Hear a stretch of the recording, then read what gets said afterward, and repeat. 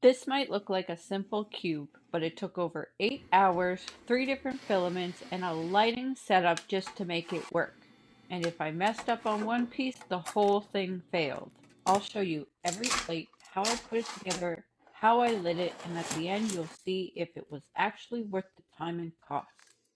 This isn't a one-piece print. It's broken into multiple plates and each one has a job. The transparent filament is for the inside.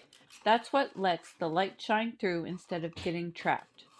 The black filament is for the base. It gives weight, stability, and a clean, finished look. And the gray filament is what gives it that ore block look. The detail really pops once it's lit. And the side pieces, that's where things get risky. These side pieces took over 5.5 hours by themselves. At this point, you're committed.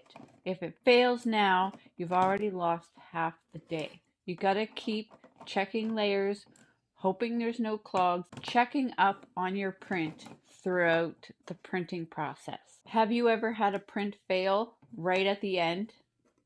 Let me know in the comments. This is where it finally starts looking like something. Everything has to line up just right, especially the inside.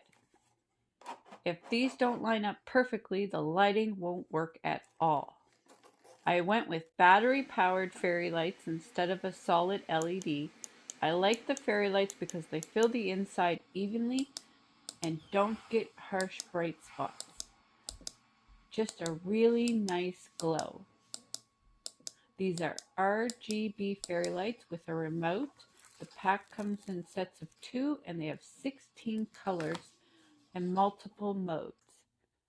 They're bright and not blinding, which makes them perfect for a desk or nightlight. This is exactly what I was hoping for. Between filament, time, and lighting, this wasn't free. But as a desk piece, a gaming setup accent, or even a nightlight, I think it was worth it. It's affordable to make, but it looks way more premium than you'd expect. If you enjoy real 3D printing projects like this, real builds, real times, and real results, hit subscribe. And tell me in the comments, what color would you keep this on?